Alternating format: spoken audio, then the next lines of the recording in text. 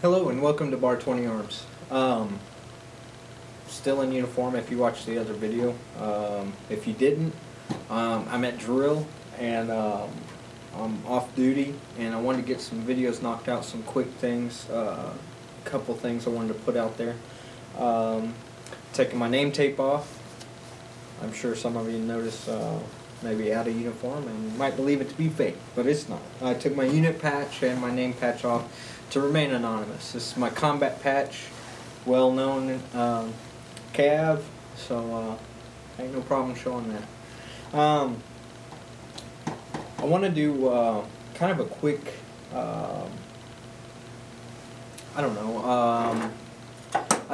there's a lot of people out there that may not know a lot about the hand loading components. So I want to just show you a little bit about what I have here is a fired 33806, and the hand loading process is really simple. Basically, you use a sizing die. It comes with a decapper, and basically the die goes up into, the casing goes up into the die, and as it's forced up with your press, the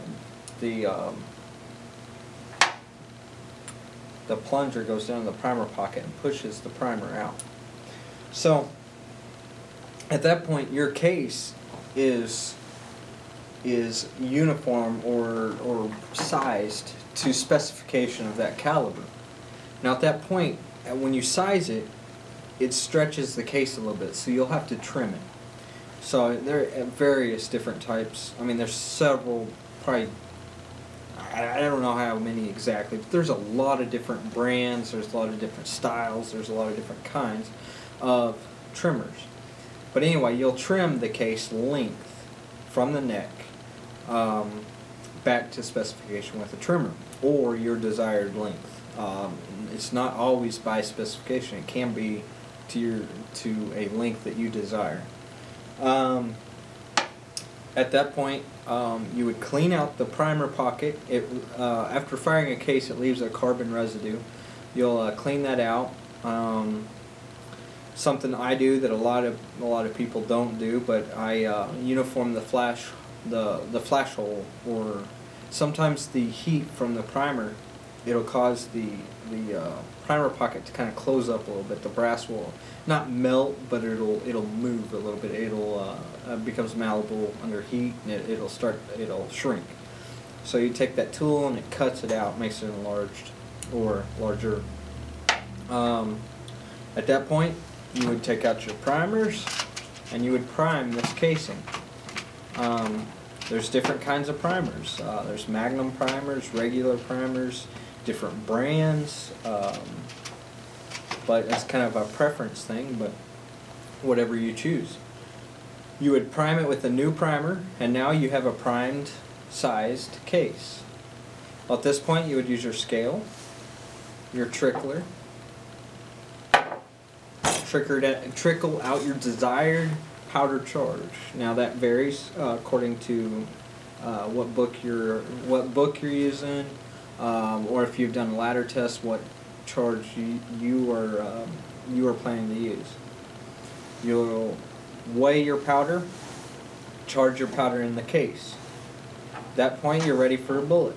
So you'll place the casing with the powder in your press, and then you'll put your bullet on the casing, and then you use a bullet seating die. So the bullet seating die, it works in two ways. This is a dead stop. It basically, this, when you screw it in, it stays in one position, and then as you push the bullet or the casing up to it, of course with your bullet on it, it's not sized, so it's going to fall down inside if I let it go.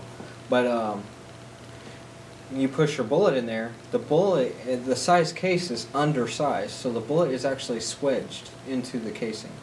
So as you're driving the casing up into the die, this stays stationary and the bullet pushes against it and it'll push down into the case. You adjust this down for it to be seated deeper, or out for it to be seated more shallow. Once again, that's either by personal preference or by specification of the book. It depends on what you go by. Mine are custom Mausers here at Bar 20 Arms. We have almost all of ours is custom Mausers, so we go off riflings and we do a specific length by caliber, by rifle. So but that's kind of the basic reloading process. The process is similar for handgun. A little less steps involved, but it's still pretty much the same idea. If you're thinking about hand loading, I would encourage you to do a lot of reading on it. I'm really, my partner and I both reload exclusively. We don't buy loaded ammo. But if you don't want to reload, there's something you can do with loaded ammo. And that is to test loaded ammo in your rifle.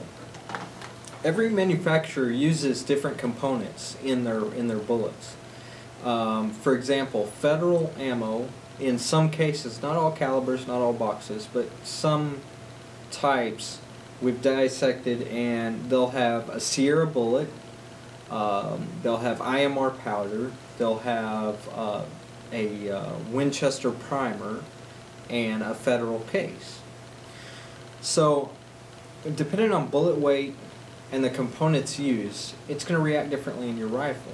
So, I would encourage you to do tests. Say, okay, I'm going to test, I want to use 165. So, you go out and you buy one box of every brand of 165.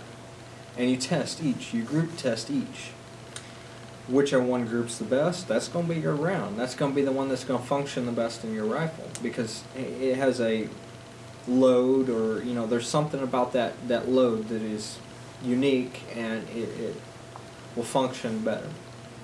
If you want to change bullets, you do the same thing for each bullet. If you want to change bullet weight, I mean, and you should be able to find a functional round for your rifle. But not all rifles are equal. Not each rifle of the same brand isn't equal. So you'll have to do this test for every rifle you have or will purchase, and you'll find a more accurate load that way. If you just go out and buy a box of shells, it may not work. It may not be very accurate. You'll want to blame the rifle, but it might not be the rifle. It might be that load combination in that rifle. So I would encourage you, if you do not plan to reload or hand load, to do that test with your rifle, and you should find some good results. All right, well, that'll cover it for this segment. Thanks for watching. Come back and see you soon. Bar 20 Arms.